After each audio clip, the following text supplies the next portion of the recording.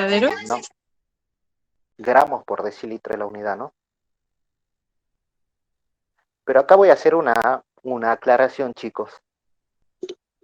Acá voy a hacer una aclaración. Tiene razón Lucero. Es gramos por decilitro, ¿sí? Pero yo cuando hice esta pregunta, la, la hice pensando en esa unidad y yo escribí mal miligramos por decilitro, así que la voy a dar como válida al que la tenga. El que la pulsó, el que marcó esa opción, se la doy válida, y al que no la marcó, también se la doy válida, ¿sí? Porque el error fue mío. ¿Bien? ¿Me escucharon? Sí, Sí. profe. Sí, Sí. profe. Bueno.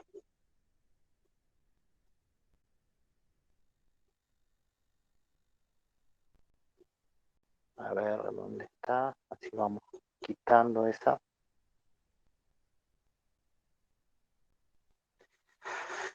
La otra. Dice, si bien regula la volemia, es poco el aporte que hace a la presión oncótica.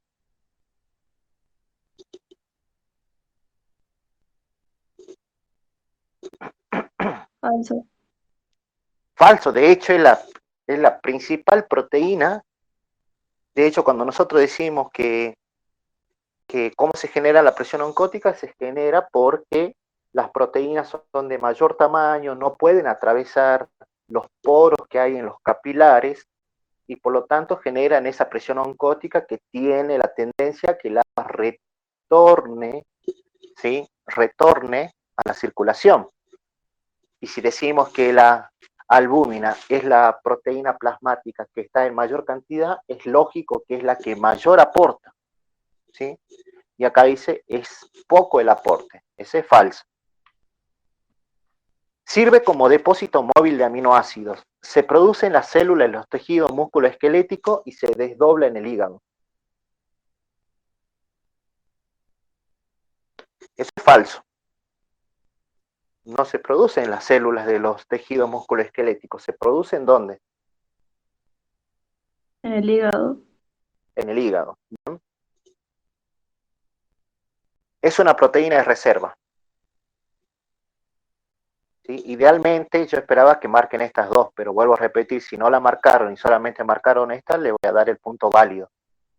Bien, porque el error fue mío en la unidad de escribir miligramos por decilitro. El segundo punto decía, recuerden que los puntos eran aleatorios, el punto no le salían lo mismo a todos, ¿bien? Seleccione los enunciados correctos referidos a las distintas fracciones de proteínas plasmáticas que se pueden encontrar en un proteinograma electroforético normal, ¿sí? Entonces, ¿qué es lo que me pide? Que elija las respuestas correctas.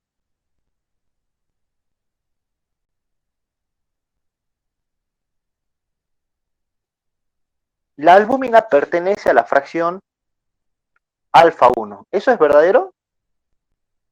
No. Eso es falso. De hecho, la albúmina es una de las fracciones, ¿sí? Si viene alfa, albúmina alfa 1, alfa 2, beta y gamma.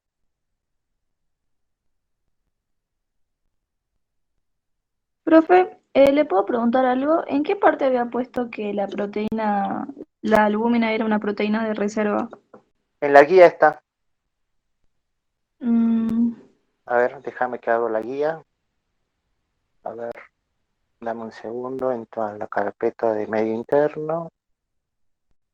Ya te digo en qué página y en qué párrafo exactamente lo dice. Dame un segundito.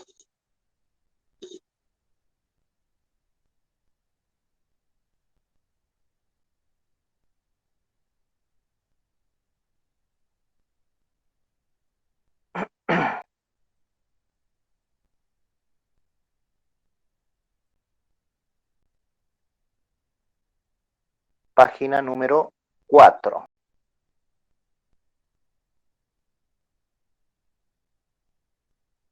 en el cuadro. Exactamente. Funciones: presión oncótica, transporte, buffer, proteína de reserva. ¿Lo viste? Sí, sí. Bueno. Bueno, sabemos que esa no es porque la albúmina ya de hecho es una de las fracciones. En el caso de aparecer fibrinógeno se nota una banda intensa y coloreada entre la fracción beta y gamma. Falso. ¿Sí? Habíamos dicho que dependiendo con lo que si uno trabajaba con suero o plasma, no aparecía o podría aparecer, pero muy, muy, muy levemente.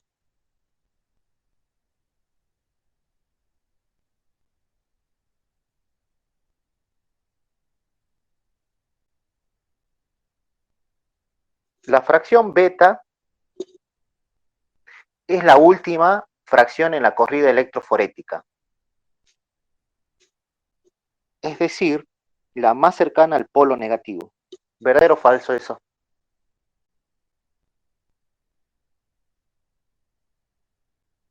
Falso.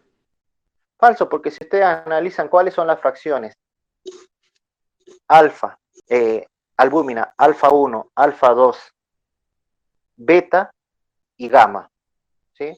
La última, la gamma. Y acá te dice que la fracción beta es la última. La eritropoyetina se encuentra en la fracción alfa 2.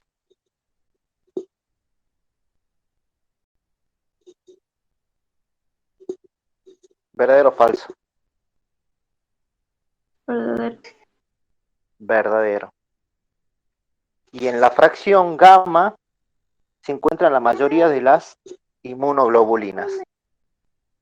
Verdadero. Entonces, marcábamos esas dos.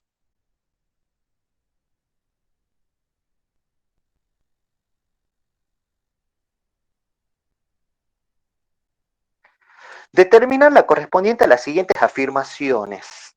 Vamos con la 1. Se presenta en el interior de todas las células debido a que tiene un mecanismo más rápido de neutralización. ¿Cuál de todos los buffers estaba dentro de las células, chicos?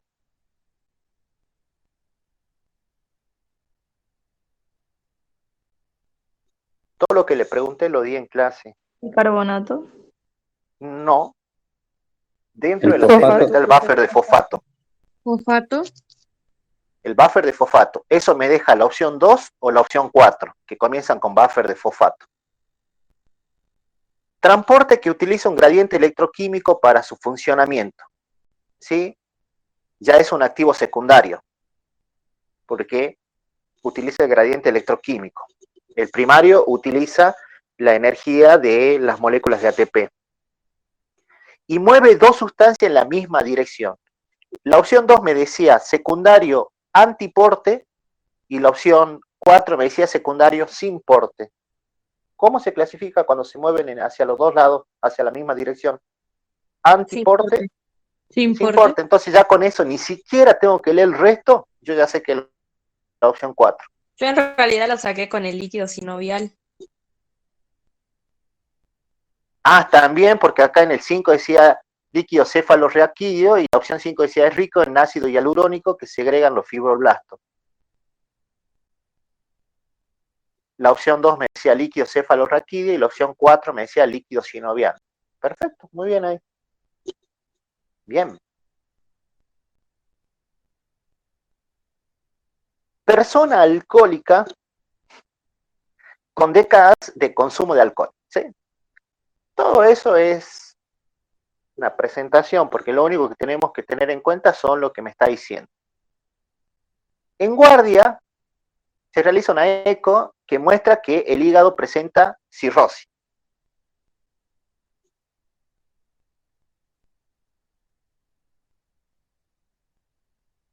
Y que la persona convulsionó en la calle. Teniendo en cuenta cuál es el trastorno, vamos primero por el trastorno. ¿Qué produce la cirrosis o qué produce una, o cuál de todas las alteraciones produce una convulsión?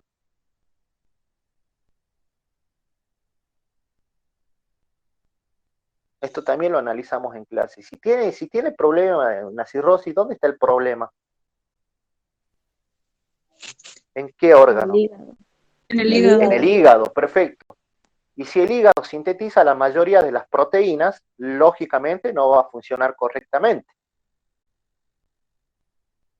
Y si no tenemos proteínas de transporte, ¿qué es lo que va a pasar? ¿Vamos a respirar bien o vamos a respirar mal?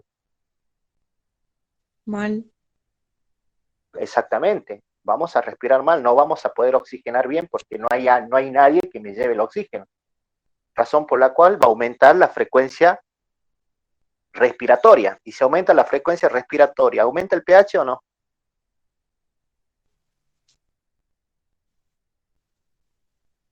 Sí. Exactamente. Entonces ya tenemos una alcalosis respiratoria.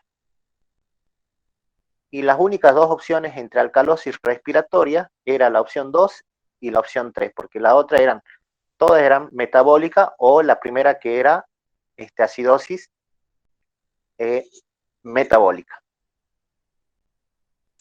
Por hiperventilación sería, ¿no? Bueno, pero ya tenemos las dos opciones, ¿sí? Claro, es una alcalosis respiratoria porque está hiperventilando, esta persona no genera proteínas, ¿sí? Ahora, ¿cuál es el trastorno? Ese es el trastorno. La persona tiene una alcalosis respiratoria, por eso se convulsionó. De hecho, en el PDF, en las imágenes que le envié de las clases tomadas de mecanismo de compensación, está claramente, ahí lo pueden ver, que dice que una alcalosis respiratoria produce convulsiones, ¿sí? ¿Y cuáles son las causas más comunes de eso? Son problemas con el hígado, por ejemplo, una cirrosis. Y ahora la pregunta es, tengo dos opciones, ¿retengo bicarbonato o elimina bicarbonato el riñón para compensar?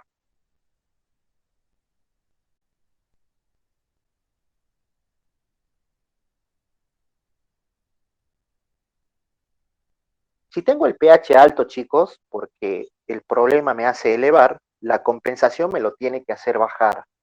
¿Cuáles de las dos acciones bajan o disminuyen el pH? ¿Retener el bicarbonato o eliminar el bicarbonato? Retener.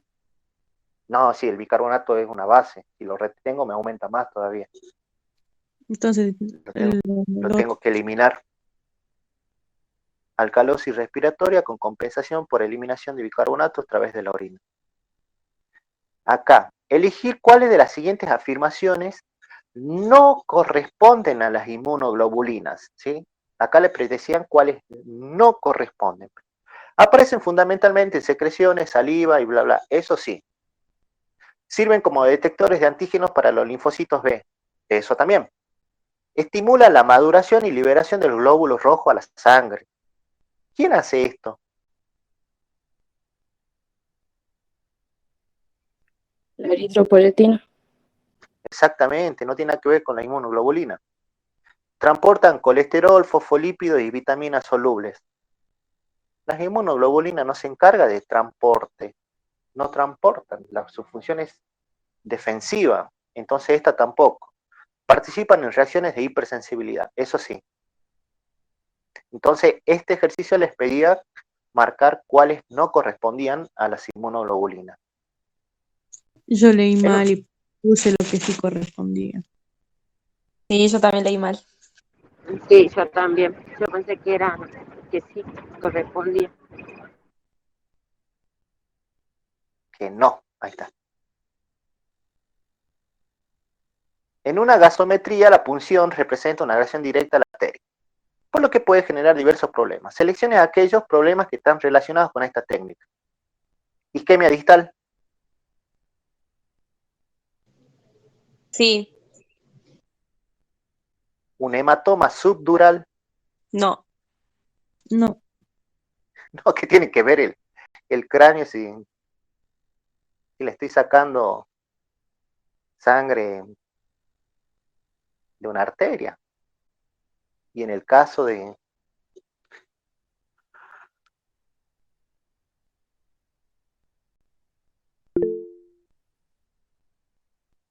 Insuficiencia cardíaca.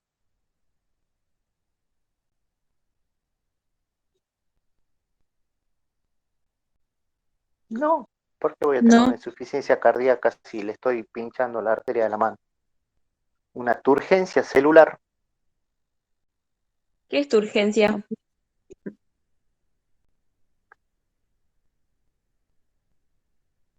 La turgencia es el cambio en el volumen de líquido dentro de la célula. no, tampoco. ¿Vimos eso? No, ¿verdad? No, No. De hecho, entonces, si no lo vimos, tampoco lo debería marcar. ¿Sí? Una turgencia es, por ejemplo, cuando hay mucho líquido en el medio extracelular, ¿sí? Mucho líquido, y por lo tanto, para compensar, porque recuerden que los líquidos, el agua se mueve a través de la membrana por difusión simple o pasiva, y hace que entre mucho líquido, mucha agua dentro de la célula se hincha, ¿sí? Y puede llegar a explotar. Un vasoespasmo, Sí. sí, una encefalopatía, no, No. una neuropatía, no. No. ¿sí? De hecho, en el PDF de una neuropatía significa puede ser cualquier tipo de agresión a un nervio.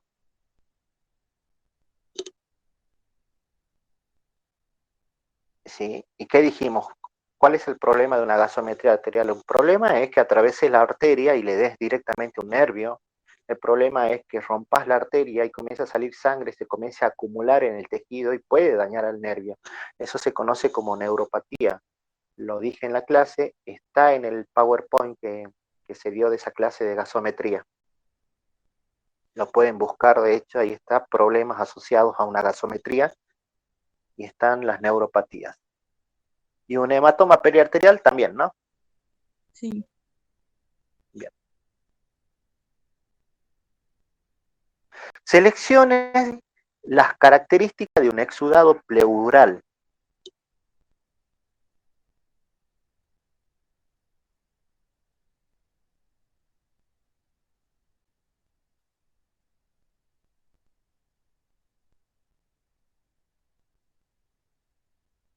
¿Cuándo era un exudado y cuándo era un trasudado?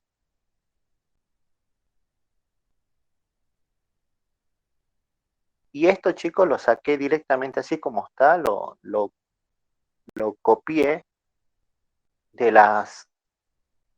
cuáles eran las causas de un exudado pleural de la guía.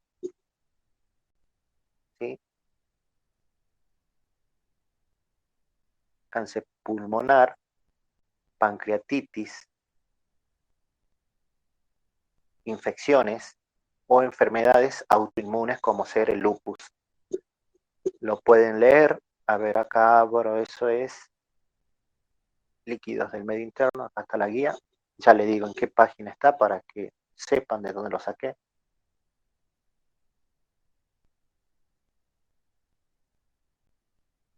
Página 14.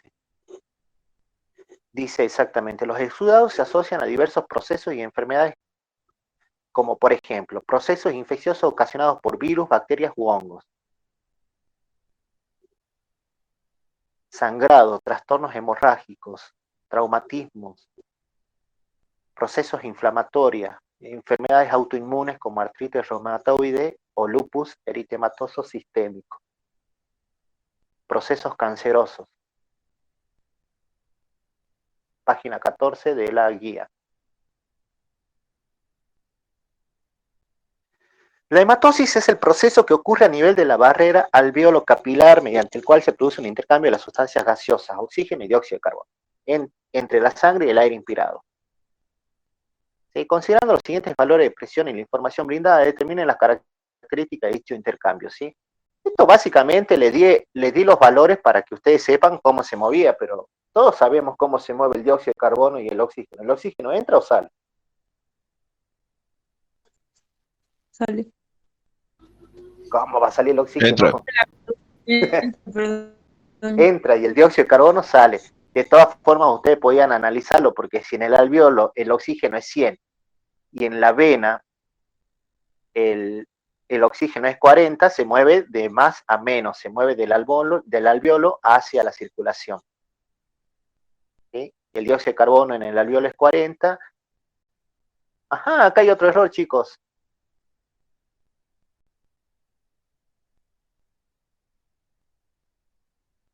Acá es 46. Miremos.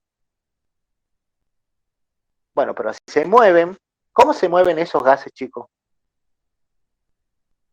¿Puede ser un transporte activo? No, ¿Por qué no? porque no necesita de energía, el tamaño le permite pasar Perfecto. por transporte Bueno, aéreo. esa es una de las causas, pero otra más importante es que no le di ninguna información del transporte. Si no, le tendría que decir se mueve por un gradiente electroquímico o se mueve por consumo de ATP. Por eso le dice, con la información brindada, para que ustedes no entren a suponer, ¿no? Pero mirá si gasta energía, no supongan, utilicen los datos que tiene el ejercicio. Ya de por sí es un transporte pasivo. Y eso me elimina las 4 opciones, me deja las últimas 3. Por canal iónico. ¿Quiénes se mueven por canal iónico? Los iones, Los iones. Oxígeno y dióxido de carbono no son iones. Difusión facilitada. ¿Quiénes se mueven por difusión facilitada? las moléculas grandes. Las moléculas grandes. Me queda que sea transporte pasivo de tipo difusión simple. Selecciona el enunciado correcto que define una acidosis metabólica. Creo que se los pasé en el grupo. Creo que lo respondí una vez en clase. Cuando teníamos esto, lo mostré. Este ejercicio fue copiado, así que básicamente este fue regalado.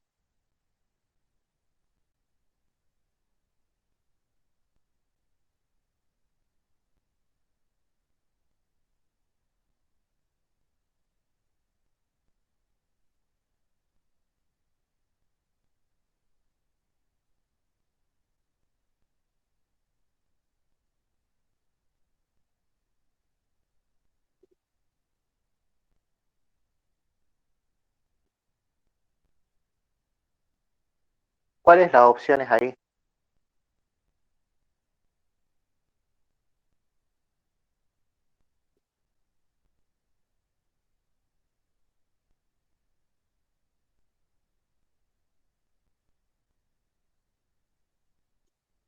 Están sumamente perdidos en este tema, ¿no?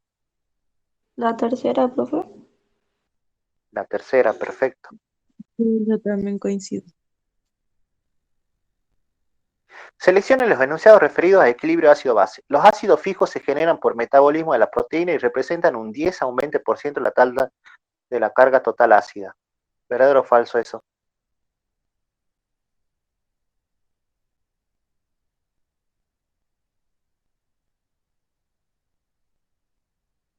Falso. Falso, porque es de 1 a 2%, ¿no? La guía le dice claramente. Esto es un copiado y pegado de la guía, en el cual les dice del 1 al 2%. Si la relación ácido carbónico-bicarbonato se eleva por encima de 21, se produce una acidosis. Falso, se produce una alcalosis. Nuevamente, esto agarré, copié, y acá donde decía alcalosis puse acidosis. La reacción entre bicarbonato y un ácido, o sea, un protón, produce agua. Falso. Esto está en las copias de equilibrio químico. La anhidrasa carbónica es una enzima que facilita la disociación de ácido carbónico en bicarbonato. Falso. La anhidrasa carbónico sí sirve para que el dióxido de carbono con el agua se convierta en ácido carbónico. La especie básica del sistema buffer puede reaccionar con la cantidad de iones protones que se añadan. Eso es verdadero.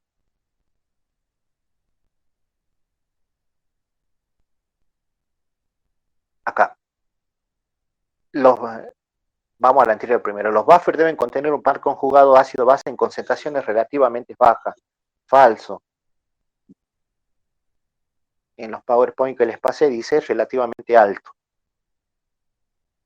Este era verdadero. Y cuando se produce una alteración en el equilibrio ácido-base, tanto los amortiguadores como los mecanismos de compensación actúan en simultáneo, siendo más importantes los buffers cuando la alteración es leve. Verdadero. Primero van a actuar los buffers, que son los primeros que van a tratar de llevar el pH a los valores normales. Eso no quiere decir, y siempre lo repetí, no quiere decir que el mecanismo de compensación no esté actuando, porque nosotros respiramos las 24 horas y producimos orina las 24 horas. ¿Sí? Simplemente que si es muy chiquito, si es muy poca la alteración, no se me va a cambiar la frecuencia respiratoria. ¿Bien? ¿Por qué? Porque los buffers son lo suficientemente capaces de contrarrestar esa alteración.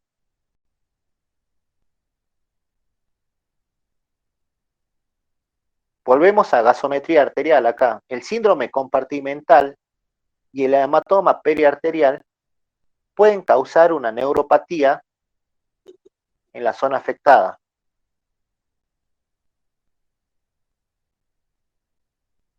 ¿Verdadero o falso?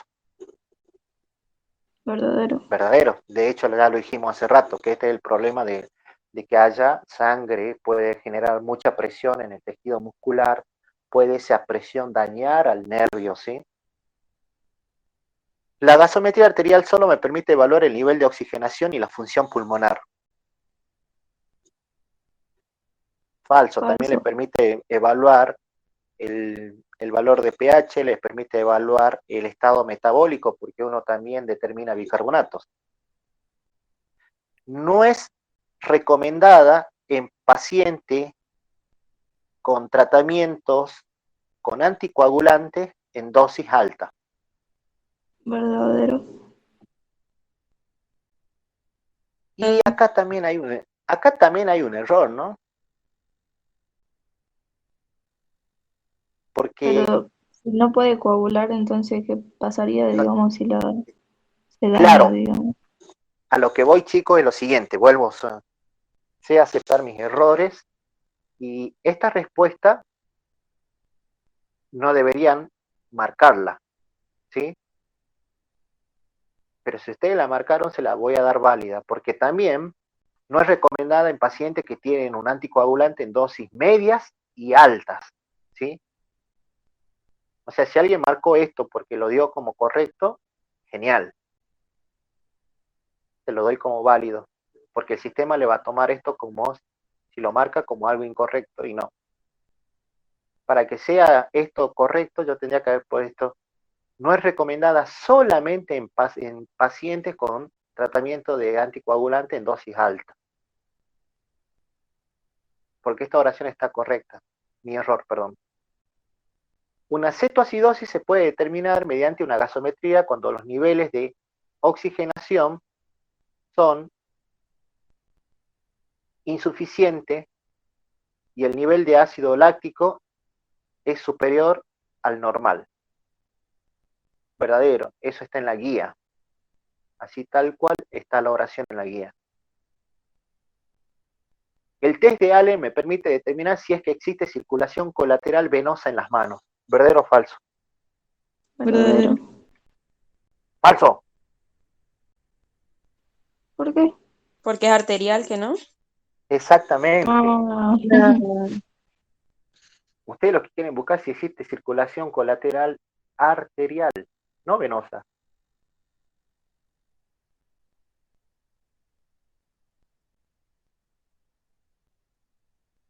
Y no vemos sangre venosa con el test de Allen. Bueno, este era un regalo, ¿no? El ionograma, ¿cuáles son los valores? 135, 145 y 3,5 a 5. El riñón es el órgano más adecuado para restablecer los valores normales de pH ante un cambio en el estado ácido básico normal. Y les pedía que seleccione cuáles son los mecanismos por el cual el riñón puede restablecer el equilibrio.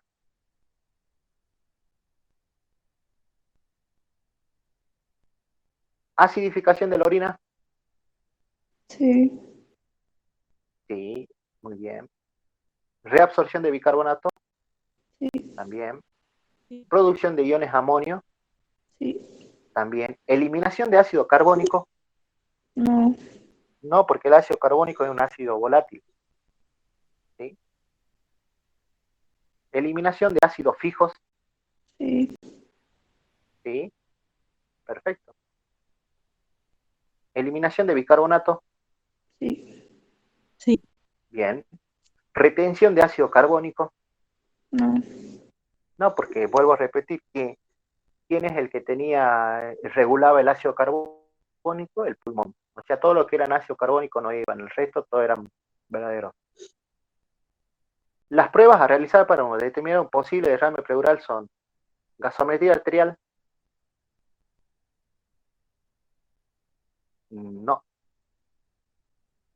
Ionograma plasmático, tampoco. Toracocentesis, sí. Tomografía, también. Electroforesis es para determinar proteínas. Y una ecografía.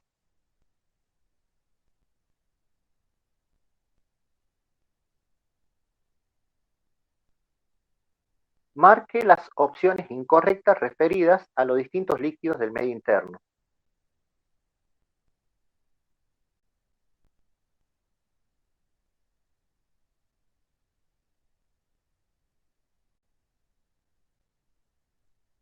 La extracción de líquido cefalorraquídeo desde los ventrículos cerebrales se utiliza en aquellas personas donde no es posible realizar una extracción lumbar ni suboccipital. ¿Verdadero o falso? Verdadero.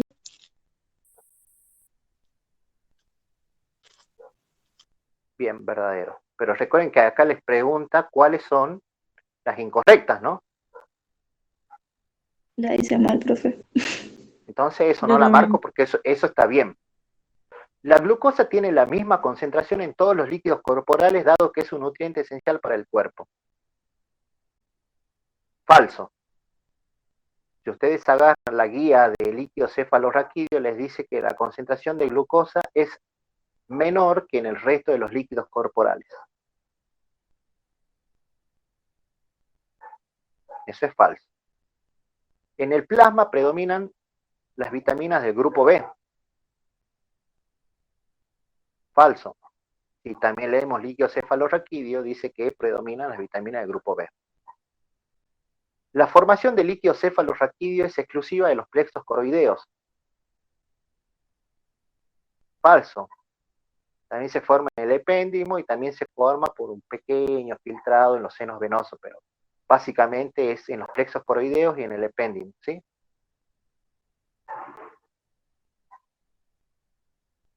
El líquido linfático se forma a partir del remanente de líquido intersticial, que no retorna por el extremo arterial a la circulación venosa. ¿Por dónde se produce el retorno del líquido intersticial a la circulación sanguínea? ¿Por cuál extremo? Venoso. Venoso, y acá dice por el extremo arterial, falso. La formación del plasma tiene dos mecanismos, absorción intestinal y reabsorción renal. Verdadero. El movimiento de la linfa se debe a las contracciones musculares, dado que carece de un órgano que impulse el fluido a través de la circulación linfática. Verdadero. El líquido sinovial puede soportar las presiones propias del movimiento, dado que tiene la capacidad de cambiar su densidad y adaptarse a la presión, ya que es un líquido newtoniano. ¿Verdadero o falso? Falso, porque la guía dice que es un líquido no newtoniano. No, newtoniano. ¿Ah? Paciente llevado de emergencia luego de haber sufrido un shock. A su arribo se presenta desorientado y confuso, con signos de hematomas a nivel pectoral, o sea que se golpea el pecho. Si se golpea el pecho, ¿puede respirar o no? No, Ya de por sí me está diciendo que esta persona no puede respirar, ¿sí?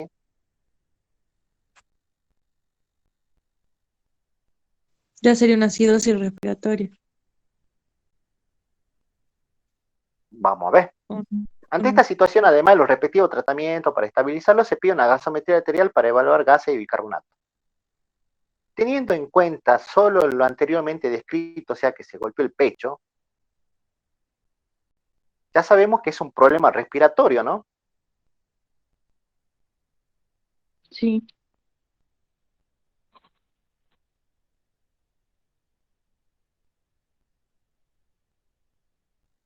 Entonces, alcalosis metabólica no es. Alcalosis respiratoria puede ser porque es respiratoria. La 3 también respiratoria, la 4, la 5, la 6, la 7, la 8. Bueno, no me ayuda mucho, ¿no?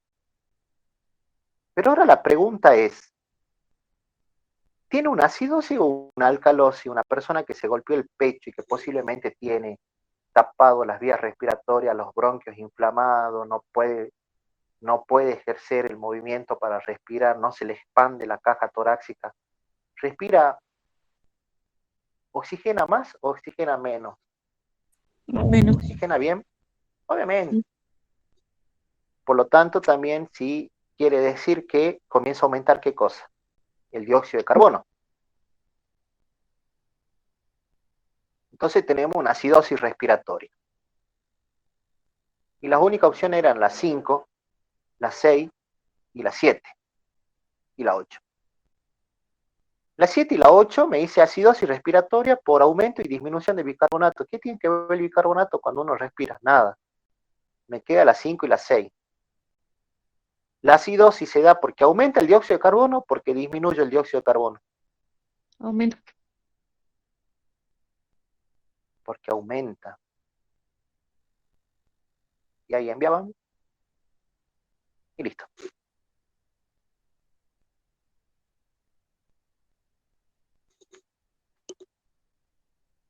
Bien. ¿Alguna duda, chicos, que le haya quedado?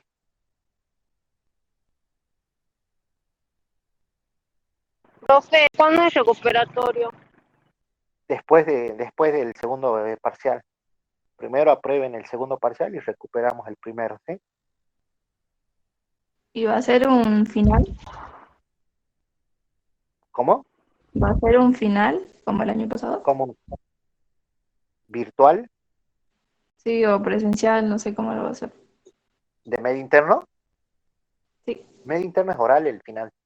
Presencial. ¿Eso me preguntas, Lucero? Sí, sí.